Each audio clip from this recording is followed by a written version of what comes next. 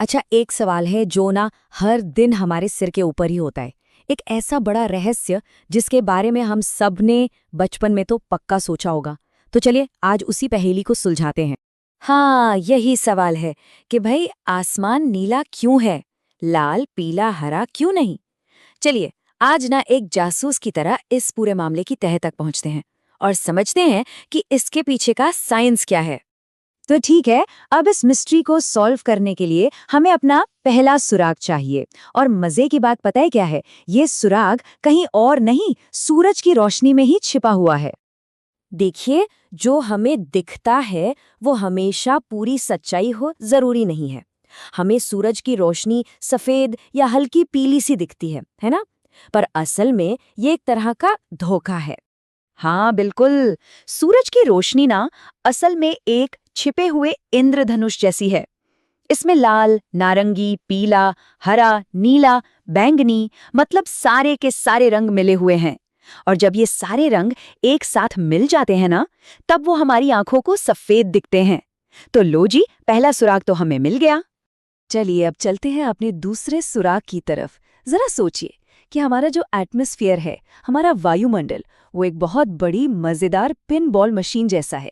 अब देखते हैं कि जब सूरज की रोशनी वाली गेंद इस मशीन के अंदर जाती है तो होता क्या है। तो सूरज से ये जो सतरंगी रोशनी निकलती है वो पृथ्वी की तरफ अपना लंबा सफर शुरू करती है। सब कुछ बड़ा सीधा साधा लगता है, सही है ना?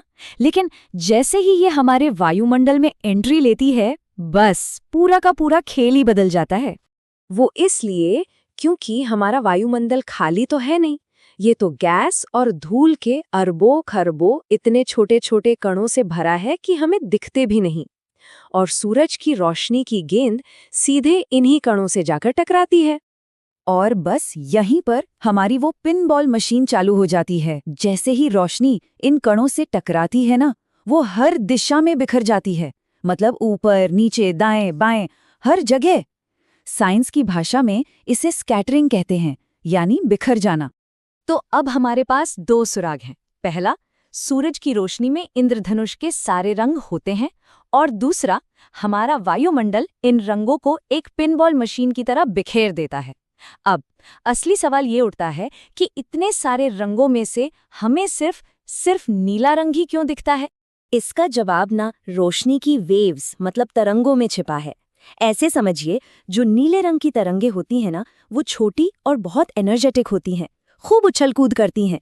तो जब वो हवा के कणों से टकराती हैं तो झट से हर तरफ बिखर जाती हैं। और दूसरी तरफ जो लाल और पीले रंग हैं, उनकी तरंगे लंबी और थोड़ी कह लीजिए आलसी होती हैं। वो ज्यादातर बिना टकराए सीधे सीधे निकल जाती हैं। तो अपनी इसी उछल कूद वाली आदत की वजह से नीले रंग की रोशनी पूरे वायुमंडल में सबसे ज्यादा फैल जाती है और बाकी सारे रंगों को इस रेस में बहुत पीछे छोड़ देती है। और क्योंकि ये नीली रोशनी हर दिशा में बिखर कर पूरे आसमान पर एक नीली चादर जैसी बिछा देती है, हम जमीन से जब भी ऊपर की तरफ देखते हैं ना, तो हमें हर तरफ यही बिखरा हुआ नीला रंग दिखता है। और बस हो गया हमारा रहस्य सॉल्व। अब देखिए, हर अच्छी जासूसी कहानी की तरह इस साइंटिफिक प्रोसेस का भी एक ऑफिशियल नाम तो होगा ही। ये जो कुछ भी हमने अभी अभी समझा है, वैज्ञानिकों ने उसे एक खास नाम दिया है। इसे कहते हैं रेले स्कैटरिंग। हाँ, ये बस एक फैंसी सा साइंटिफिक नाम है ये बताने के लिए कि कैसे हवा के छोटे छोटे कण नीली रोशनी को बाकी रंगों से कहीं ज्यादा बिखेरते हैं। तो अब अगली बार अगर कोई पूछे कि आसमान नीला क्यों है, तो बड़े स्टाइल में कहा जा सकता है, अरे ये तो रेले स्कैटरिंग की वजह से है। लेकिन एक मिनट, हर सुलझा हुआ रहस्य अपने पीछे एक नया सवाल छोड़ जाता है ना? अगर दिन में आसमान नीली रोशनी के बिखरने से नीला है, तो फिर सूरज ढलते समय वही आसमान हमें लाल और नारंगी क्यों दिखने लगता है? सोचने वाली बात है ना? शायद ये हमारी अगली मिस्ट्री का टॉपिक हो।